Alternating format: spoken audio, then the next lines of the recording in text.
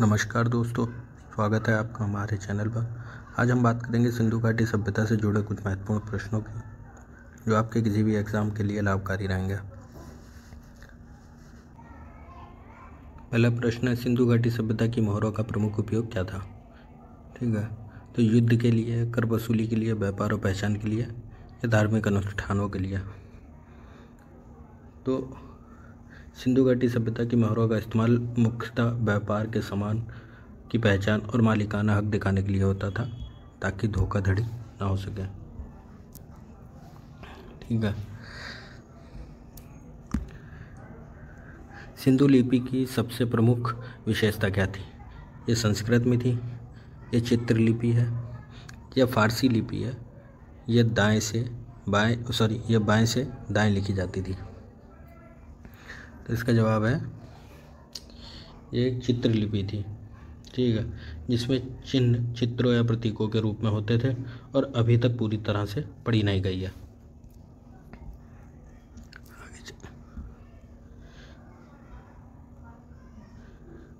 प्रश्न संख्या 3, अब तक सिंधु लिपि के कितने चिन्ह पाए गए हैं?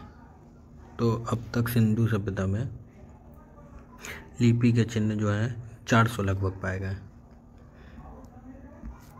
ठीक है, सिंधु सभ्यता की मोहरों पर किस प्रकार की आकृतियाँ पाई गई हैं?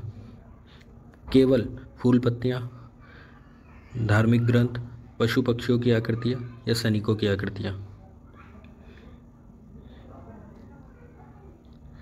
तो इसमें पशु पक्षियों की आकृतियाँ पाई गई हैं।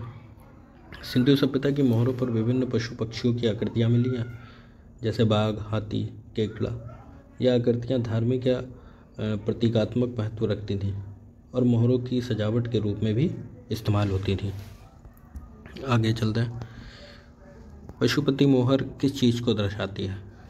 ठीक है, तो एक व्यापारी को, एक स्त्री को, एक योग मुद्रा में बैठे देवता को या एक राजा को। तो ये एक योग मुद्रा में बैठे राजा को दिखाई देते हैं, इसे पशुपति शिव भी कहा गया है। ठीक है, इनकी उपासना की जाती थी। प्रश्न संख्या 6, सिंधु सभ्यता के लोगों ने बाट और माप का उपयोग किस उद्देश्य से किया था? कृषि हेतु, धार्मिक कार्य हेतु, निर्माण कार्य और व्यापार हेतु, त्योहारों हेतु? तो इसका जवाब है निर्माण कार्य और व्यापार हेतु। ठीक है, सिंधु सभ्यता में मिली माप की इकाइयों से क्या पता चलता? उन्हें गणित नहीं आता था। ठीक है भाई, गणित तो आता ही था। वे केवल धार्मिक थे, वे शिकार पर निर्भर थे, वे मापन की सटीक प्रणाली जानते थे। तो वे माप की सटीक प्रणाली जानते थे। माप की इकाइयों की खोज से सिद्ध होता है कि सिंधु सभ्यता के लोग गणित व मापन की सटीक जानकारी रखते थे। उनकी माप प्रणाली आज के आधुनिक माप प्रणाली से मिलती जुलती भी है। ठीक है, और ये उनकी उनकी टेक्नोलॉजी के डेवलपमेंट को दिखाता है। सिंधु घाटी की सभ्यता गैर आर्य थी क्योंकि वह नगरीय सभ्यता थी, उसकी अपनी लिपि थी और उसकी खेती और अर्थव्यवस्था थी, या उसका विस्तार नर्मदा घाटी तक था। तो सिंधु घाटी की सभ्यता गैर आर्य थी क्योंकि वह नगरीय सभ्यता थी, क्योंकि आर्य सभ्यता तो ग्रामीण सभ्यता थी। ठीक है, भारत में चांदी की उपलब्धता के प्राचीनतम साक्ष्य मिलते हैं। ठीक है, इसके हड़प्पा संस्कृति में, पश्चिमी भारत की ताम्रपाषाण संस्कृति में, वैदिक संहिताओं में या चांदी के आज सिक्कों में। तो इसमें भारत में चांदी की उपलब्धता के प्राचीनतम साक्ष्य हड़प्पा संस्कृति में मिले हैं। ठीक है, निम्नलिखित में से कौन सा एक हड़प्पा स्थल नहीं है? चनहुदड़ो, सोगोरा, कोटदीजी, देसलपुर। तो इसमें जो सोगोरा है आपका, ये नहीं है क्योंकि ये तो एक गांव है। ठीक है, उत्तर प्रदेश का। बाकी चनहुदड़ो, कोटदीजी और देसलपुर हड़प्पा स्थल है। हड़प्पा किस नदी के किनारे अवस्थित है? व्यास, सतलज, रावी, घग्गर।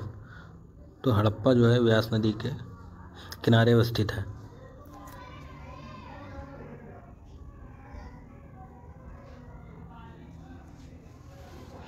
सिंधु सभ्यता के बारे में निम्न में से कौन सा कथन असत्य है? नगरों में नालियों की सुदृढ़ व्यवस्था थी। सही है ये कथन, ठीक है, क्योंकि उनको गणित ज्ञान था। ठीक है, उनकी नालियाँ और नगर तो उनके फेमस ही हैं। व्यापार और वाणिज्य उन्नत दशा में थे। ठीक है, मातृ देवी की उपासना की जाती थी। सही है। लोग लोहे से परिचित थे, ये गलत है, क्योंकि सैंधव सभ्यता कांस्य युगीन सभ्यता थी तथा यहाँ के लोग लोहे से परिचित नहीं थे।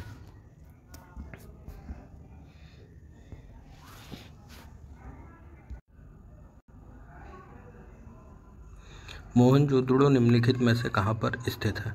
भारत के गुजरात राज्य में, भारत के पंजाब राज्य में, पाकिस्तान के सिंध प्रांत में या अफगानिस्तान में?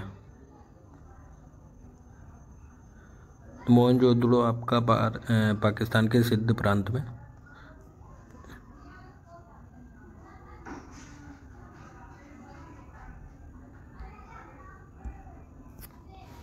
आपका पाकिस्तान के सिंध प्रांत में है। ठीक है। सिंधु घाटी सभ्यता का कौन सा स्थान अब पाकिस्तान में है? तो कालीबंगा, हड़प्पा, लोथल, आलमगीर। तो जो तुम्हारा हड़प्पा है, ठीक है, ये सिंधु घाटी सभ्यता का एक स्थल था, हड़प्पा। ठीक है, सर्वप्रथम जो खोजा गया था ये पाकिस्तान में। ठीक है, पाकिस्तान में है।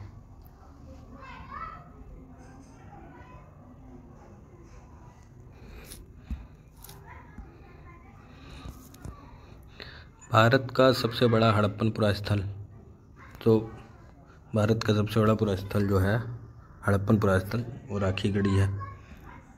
ठीक है।